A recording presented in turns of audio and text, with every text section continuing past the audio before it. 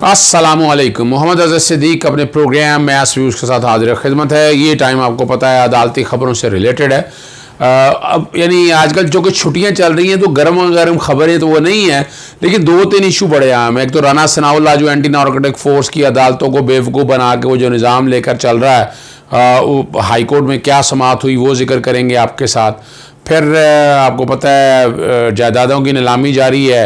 एहतसाब अदालत रावलपिंडी इस्लामाबाद की जो है तोशाखाना के केस में और बाकी केसेस के कॉन्टेक्स में, तो वो नीलामी जो जारी है उस नीलामी पे क्या कुछ हो रहा है, क्या एतराज़ात दायर किए जा रहे हैं, उस पर बात करेंगे। सुप्रीम कोर्ट में जो कुछ हुआ कराची रजिस्ट्री के अंदर, पहले उस पर बात कर लेते हैं।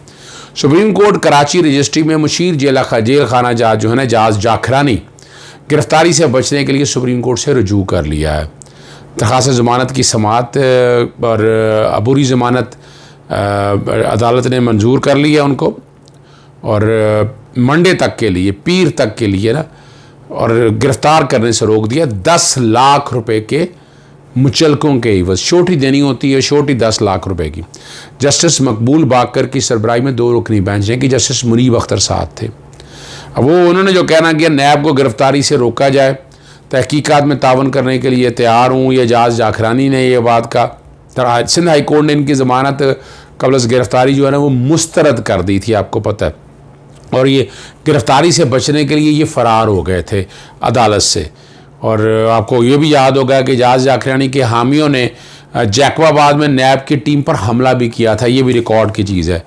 और 3 इंक्वायरियाँ जो है नैब जज जाखरानी के ख़िलाफ़ कर रहा है। और जो कमाल की बात है कि वो ढेर सारे लोग जो है ना वो आज अदालत के सामने पहुंच गए। काफ़ी लोग जो हैं वो अदालत के सामने पहुंच गए हैं। अदालत में हजूम लाने पर जस्टिस मुनीब अख्तर जज जाखरानी पर बरहम हुए। ये लोग क्यों लाए हैं? अदालतों को क्या समझा हुआ है आपने? एक सरकारी मुलाजम हो, ये लाओ लश्कर लेकर अदालत में आए हो और झाड़ पिला दी। उन्होंने जज जाखरानी फ़ौरन बैकफुट पे, उन्होंने कहा मैं नहीं जानता, इनसे मेरा कोई ताल्लुक़ नहीं है। ये आपके लिए आपके आने पर खड़े होते हैं, फैसला सुनने कर वापस जा रहे हैं, ये सब क्या है? और यकीन दहानी कराई जाए कि आइंदा कोई फ़र्द साथ नहीं होगा। 19 जुलाई तक अदालत ने ज़मानत मुस्तरद कर ली है। अब हम आते हैं दूसरा इशू जो है अपना मरीम नवाज़। और मरीम नवाज़ आपको याद है कि जो मामला था नैब के कॉन्टेक्ट से, नैब की अदालत असगर अली की कोर्ट के अंदर, उसके अंदर इनकी जायदादें शेखपुरा की, आपको याद है मोहम्मद बूटा ने वो ज़मानत जायदाद ख़रीद ली थी और वो बड़ा खुश था जायदाद के लिए। इन्होंने आसपास बंदे बड़े खड़े किए, कोई वैसे क्लेमेंट खड़े किए, कोई ये कहा। यहाँ जो अब आ गई कि कुलसूम नवाज़ की बुनियादी तौर पर आ गई कि जायदाद जो मरी के अंदर है, 2 बंगले हैं, आपको पता है करोड़ों रुपया लगाया था वज़ीर आज़म हाउस डिक्लेयर करके, कौम ने ये भी रिकवर नहीं कर सके। हरीपुर में बंगला है, शेखपुरा में प्रॉपर्टी वो आपके सामने बिक चुकी है, अपर माल में भी है, और नीलामी का शेड्यूल अदालत दे चुकी है। और इन्होंने मरी और हरीपुर के हवाले से किया कि मैं वारसान में से हूँ, यानी जायदाद में अमूमन जब वालदा है इनकी फ़ौत हुई तो जायदाद जानी थी नवाज़ शरीफ को। नवाज़ शरीफ पहले इश्तिहारी हैं, 2 भाई हैं, हसन नवाज़ और हुसैन नवाज़, उनको डबल हिस्सा जाता है। और 2 बहनें हैं, एक आसमा है और एक मरियम है। आसमा अली डार की बीवी हैं, वो भी मुल्क से बाहर हैं। तो ये इन्होंने ये एतराज़ात दाखिल किए, ऑब्जेक्शन कहते हैं उनको, बहस नहीं ये कर रहे कि जायदाद, यानी सिर्फ इस बात के ऊपर जायदाद की नीलामी रुक तो नहीं जाएगी कि आपका शेयर है या नहीं है, उसके बाद नीलामी होगी। नीलामी में से जो आपका राइट बनता है वो आ जाए। वकील इनका वन वे और दी अदर कभी एडजमेंट लेता है, कभी डिले करते हैं मैटर को कि किसी तरह से ये मामला लटक जाए, लेकिन ये हड्डी जो है ना ये गले में आ चुकी है। और ये मामला भी देखने वाला है कि ये बेनामीदार तो नहीं है, कुलसूम नवाज़ ने डिक्लेयर की हुई हैं जायदादें के नहीं, ये भी साबित करना है। डॉक्यूमेंट्स कोई रिकॉर्ड के ला नहीं सके अदालत में, मरीम नवाज़ियों ने रिकॉर्ड में कोई पेश नहीं कर सकी। जज असगर अली के पास ये समाअत थी और इल्तवा आपको हो रही है। नैब में मुख्तलिफ लोग गए थे, इस्लामाबाद हाई कोर्ट ने भी वो दरख्वास्त से मुस्तरद कर दी थी। आप कोई जब ऑर्डर पास करता है सेक्शन 13 और 23 के कॉन्टेक्स्ट में, तो उसकी फिर रेमेडी अवेलेबल है, आप टाइमली रेमेडी आप फाइल नहीं करते। और यहाँ भी यही हुआ कि रेमेडी टाइमली फाइल नहीं की गई है। अब सिर्फ इस बुनियाद के ऊपर केस की समाअत जो है ना 15 सितंबर तक वक्त बहुत मिल गया है इन्हें। आज हम जुलाई में हैं, नैब की अदालतें उन 15 दिन की छुट्टी करती हैं, लेकिन टाइम इन्हें बहुत मिल गया। 15 सितंबर तक समाअत मुलतवी हो गई है। अब दूसरा अब आपके सामने जो जिक्र करना है वो राना सनाउल्लाह है। राना सनाउल्लाह आपको याद है कि 2019 में गालिबन ये मनशियात इनकी गाड़ी में से पकड़ी गई थी, बाकायदा बरामद हुई, मौके पे बरामद हुई, और ये ट्रायल की प्रोसीडिंग को चलने ही नहीं दे रहे। वो गाड़ी जब बरामद हुई तो गाड़ी जब पकड़ ली जाए तो बाकी सरकार अपना कस्टडी में ले ली जाता है, क्योंकि माल मसरूका है उसी में से है, तो उसकी सुपुर्दारी के लिए दरख्वास्त दी थी। सुपुर्दारी की दरख्वास्त कोई साल पहले मुस्तरद हो चुकी थी और ANF ने ये पर्चा दर्ज किया था। ANF के पास गाड़ी खड़ी है, तो इनका ये कहना है कि वो गाड़ी ANF के पास खड़ी है, वो तबाह व बर्बाद हो जाएगी, वो गाड़ी की सुपुर्दारी दी जाए। उस गाड़ी की सुपुर्दारी के हवाले से ये गए थे और जो एंटी नार्कोटिक फोर्स के जो वकील हैं राजा इनामुल हक, वो अदालत में पेश हुए। उन्होंने कहा कि ये टाइम बार्ड है, ये लेट है, और मुलजमान ने फ़र्द जुर्म आयद नहीं होने दी अब तक। क्यों, बड़ी ज़रा बात को समझिएगा। इतना अरसा हो गया, अदालत ने पूछा उनसे, इतना अरसा हो गया ये लाहौर हाई कोर्ट में जस्टिस मलिक शहजाद अहमद और justice Waheed Khan division bench है जो एंटी नार्कोटिक जो केसेस है उनकी समाअत ये सुनता है।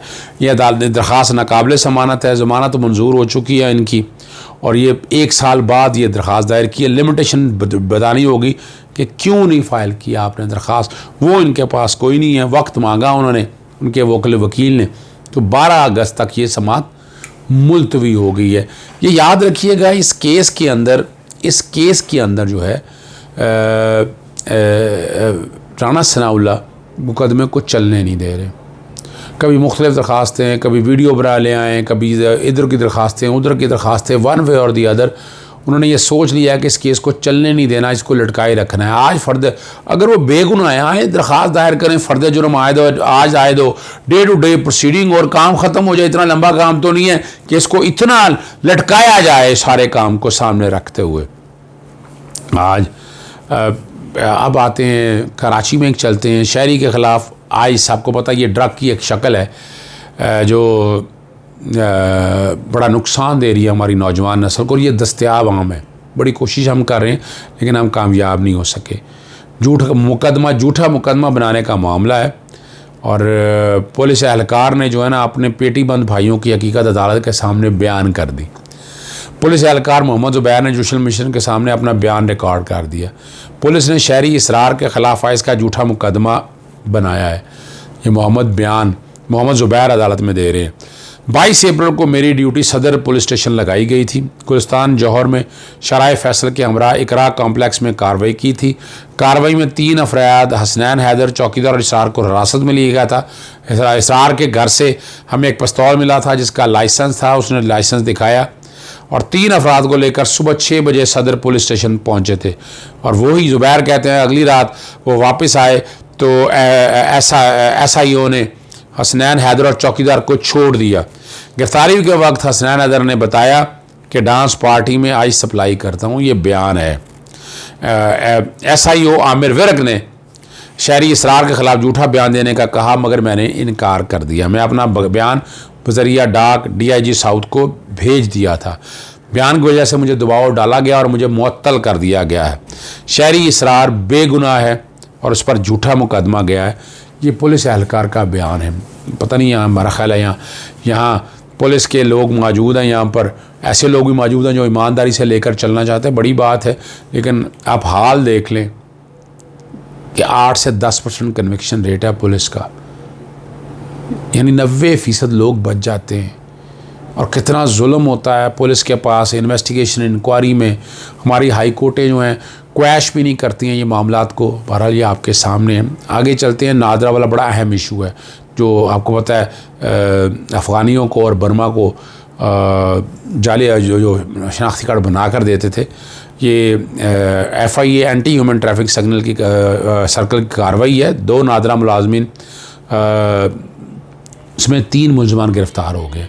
ये गिरफ़्तार मुलजमान मेगा सेंटर नादरा का एंटी डाटा ऑपरेटर अब्दुल अजीज़ वल मूसा अब्बासी शामिल है।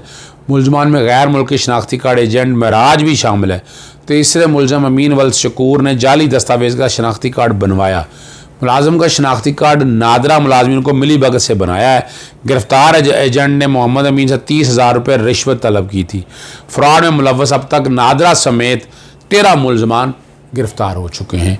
ये बहुत बड़ा स्कैम है। अब देखें इसका क्या करते हैं या कैसा होता है। इसी तरह सुप्रीम कोर्ट लाहौर रजिस्ट्री में SP हफीज़ुर रहमान बुगती की लाहौर हाई कोर्ट के शोकाज नोटिस जारी करने का मामले पर समाअत हुई। DIG लीगल और SP Hafeezur Rehman Bugti supreme court Lahore में पेश हुए। लाहौर हाई कोर्ट की जानिब से दरख्वास्त गुजार को जारी किया शोकाज नोटिस कलअदम करार दिया जाए। ये वकील है, इनका कहना। रेस्पोंडेंट की जानिब से इल्तवा की दरख्वास्त की गई। जस्टिस सजाद अली शाह ने बताया फ़रीकन को सुने बगैर अहकाम जारी नहीं कर सकते। सुप्रीम कोर्ट ने SP की कार्रवाई जो है ना बगैर कार्रवाई मुलतवी कर दी है। आखिर में अब आपके सामने रखते हैं लाहौर हाई कोर्ट में बड़ा अहम केस है। कोशिश करूँगा कि बैकग्राउंड पे वो फैसला भी चल जाए आम आदमियों के लिए।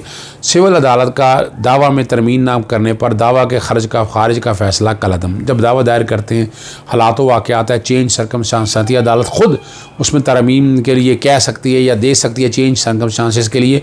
वो तरमीम ना करने पर दावा खारिज कर दिया। अदालत ने ये जो है ना फैसला जाहिर किया आकफ अली शाह के भी। सिविल जज ने टेक्निकल ग्राउंड्स पर दावा खारिज होने पर लाहौर हाई कोर्ट से रुजू किया था। अदालती हुक्म के बावजूद दावे में तरमीम ना होने पर भी दावा खारिज नहीं हो सकता। दरख्वास्त गुजार का दावा में तरमीम ना करना इतनी बड़ी खराबी नहीं है कि दावा खारिज कर दिया, राइट ख़त्म कर दिया जाए ना। तरमीम ना करना ये बेज़ाब्तगी थी, ये बात ज़हन में रख लीजिएगा, जिसका इलाज अदालत आज खुद इख्तियारात के तहत इस्तेमाल कर सकती है। जजों को जुडिशल टेक्नीशियन के तौर पर काम नहीं करना चाहिए, यानी टेक्निकलिटीज़ में नहीं जाना चाहिए। मैं मानता हूँ इस बात को। ना ही अदालतों को चाहिए ख़ुद को टेक्निकल जस्टिस की वर्कशॉप के तौर पर पेश करें। कहावत है कि टेक्निकल ग्राउंड इंसाफ को कमज़ोर करने की चाल होती है। टेक्निकल ग्राउंड का इस्तेमाल गलत को ठीक नहीं करता, इसलिए सही नाफज नहीं हो पाता। ये केस सवाल उठाता है कि इंसाफ की उम्मीद में अदालत के दर पर आने वालों की क्या गलतियों की सज़ा मिलनी चाहिए। क्या छोटी सी गलती पर इंसाफ से इनकार हो सकता है। आकफ ने फैसल टाउन के घर की खरीद के मुआहदे में अमल दरामद के लिए सिविल कोर्ट पर से रुजू किया था। सिविल अदालत दरख्वास्त गुजार की जानिब से तरमीमी दावा दायर न करने पर दावा खारिज कर दिया है अदालत ने। दावा के खराज के खिलाफ अपील भी सेशन अदालत से खारिज हुई। लाहौर हाई कोर्ट ने मेरिट पर फैसले की दरख्वास्त वापस सिविल जज को भिजवा दी है। दरख्वास्त गुजार पर दावा में तरमीम करना लाजिम था। दरख्वास्त गुजार में दावा में तरमीम ना करना केस के इल्तिका पर लाहौर हाई कोर्ट ने दरख्वास्त गुजार पर 10,000 रुपये का जुर्माना कर दिया। आम आदमियों के लिए, आम आदमियों को समझ के लिए हम वकालत सिखानी भी चाहिए। मैं कोशिश करता हूँ कि आप तक वो चीज़ें भी सारी आ सकें। बहरहाल इजाज़त दीजिएगा। अस्सलाम वालेकुम, खुदा हाफ़िज़, पाकिस्तान जिंदाबाद।